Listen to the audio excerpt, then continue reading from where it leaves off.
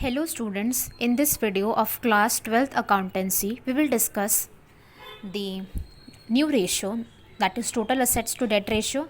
We will solve the questions of total assets to debt ratio. Total assets to debt ratio shows the relationship between total assets and long term debts of the enterprise. किसके बीच में relationship show कर रहा है? Total assets and long term debts. और इसका formula क्या है? Total assets to debt ratio का फॉर्मूला है total assets divided by debt. ठीक है, और डेट में जो आएगा वो क्या है? लॉन्ग टर्म डेट्स आएंगी. कौन सी डेट्स आएंगी? Long term dates. ठीक है, अब टोटल असेट्स के अंदर क्या क्या आएंगे? Non current assets. Non current assets में फिक्स असेट्स आते हैं, tangible plus intangible. Non current investments plus long term loans and advances. Current assets में क्या क्या आते हैं? Current investments plus inventories including spare parts and loose tools plus trade receivables plus cash and cash equivalents plus short term loans and advances and other current assets. Debt means long term debt. Debt का मतलब होता है long term date, उसमें long term borrowings और long term provisions. Okay, अब objective या significance क्या है इस रेशियो का?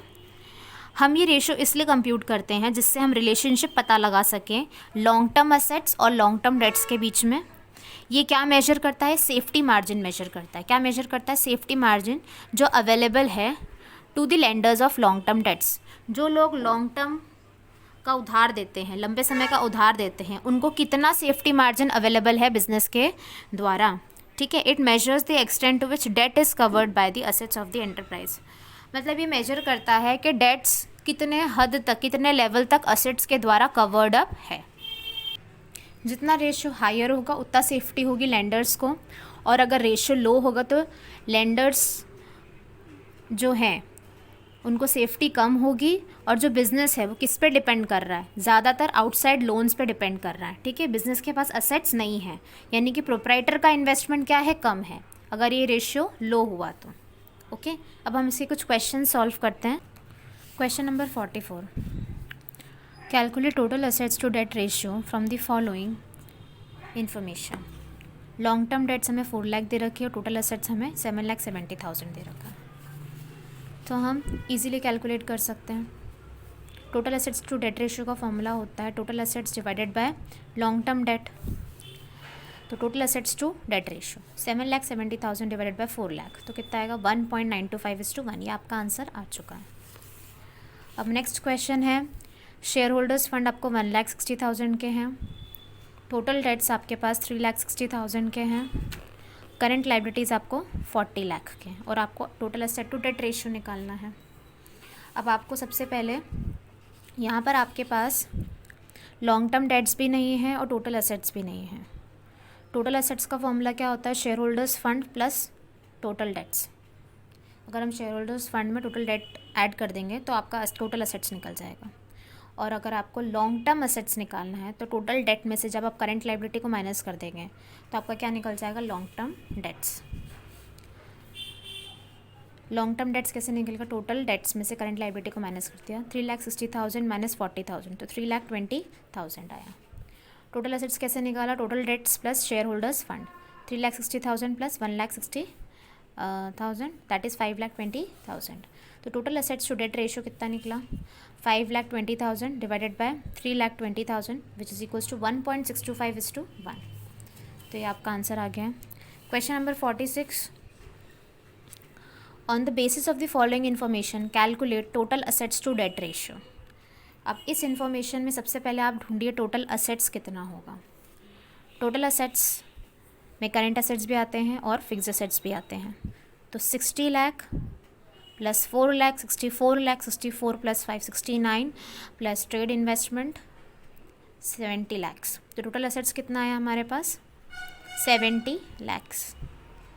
ओके, अब आपको क्या निकालना है? Long term dates. Long term dates आपके पास एक ही है यहाँ पर 10 लाख की. और लॉन्ग टर्म डेट्स कैलकुलेट करने का एक और फॉर्मूला है.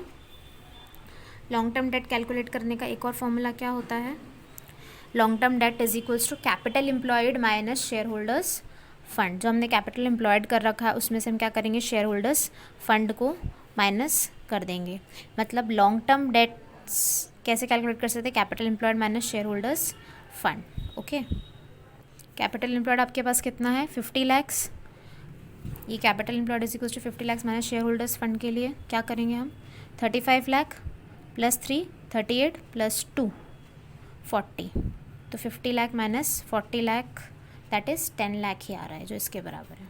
ओके, तो बस आप सिंपली इसका टोटल डेट्स हमारा 70 लैक्स आ गए, डेट हमारा 10 लाख है, total debt assets to debt ratio का वही formula total assets to upon debt that is long term 70 lakhs divided by 10 lakh that is 7:1 हमारा आंसर आ गया।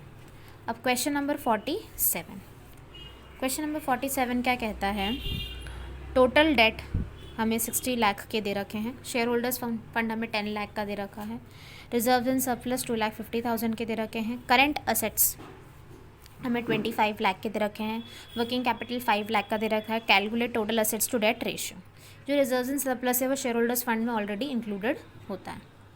ओके, सबसे पहले हमारे पास क्या क्या नहीं, हमारे पास टोटल असेट्स हमें नहीं पता, हमें लॉन्ग टर्म डेट भी नहीं पता, ठीक है, तो पर हमें वर्किंग कैपिटल पता है और हमें करेंट असेट्स भी पता है, तो इससे हम करेंट लाइबिलिटी निकाल लेंगे, और जब हम करेंट लाइबिलिटी निकाल लेंगे उसके बाद क्या करेंगे, टोटल डेट में से करेंट लाइबिलिटी माइनस कर देंगे तो लॉन्ग टर्म डेट निकल जाएगा। ओके, लॉन्ग टर्म डेट निकल जाएगा हमारे पास। ओके, देखिए कैसे होगा, करेंट लाइबिलिटी हमारी निकल गई, working capital is equal to current asset minus current liabilities, 5 lakh is equal to 25 lakh minus current liability is equal to 20 lakhs. Okay, अब current asset long term debt हमें निकालना है, तो टोटल डेट में से जब हम करेंट लाइबिलिटी माइनस कर देते तो लॉन्ग टर्म डेट निकल जाता है, तो कितना आया हमारे पास 40 लाख, टोटल डेट हमारे पास था 60 लाख, ठीक है, उसमें से हमने करंट लाइबिलिटीज़ 20 लाख माइनस कर दिया जो हमने अभी निकाला, वो तो क्या आया 40 लैक्स। अब हमें टोटल असेट्स फाइंड आउट करना है, टोटल असेट्स कैसे फाइंड आउट करते हैं, share holders fund plus total debt, हमारे पास शेयर होल्डर्स फंड और टोटल डेट भी है। शेयर होल्डर्स फंड कितना है हमारे पास 10 lakh, total debt 60, 10 plus 60 is 70 lakhs. अब हम रेशियो कैलकुलेट कर लेंगे, total asset to debt ratio is equal to 70 lakhs divided by 40 lakhs, that is 1.75:1. I hope that through this video you have understood how to solve the questions of total assets to debt ratio. Thank you.